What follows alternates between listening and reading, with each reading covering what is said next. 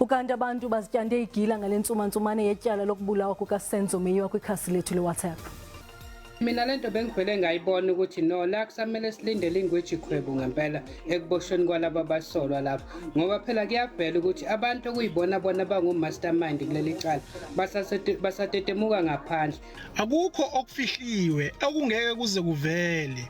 Konke ke manje okwenzakalayo sesithembe umthetho ukuthi mawuphenye uphenyisise ukuze babanjwe abenzi bobubi. Sase ibuhlungu kakhulu lento yokubulawa kaSenzo. Ingase kude kufunyanwe abona abantu bambulalayo.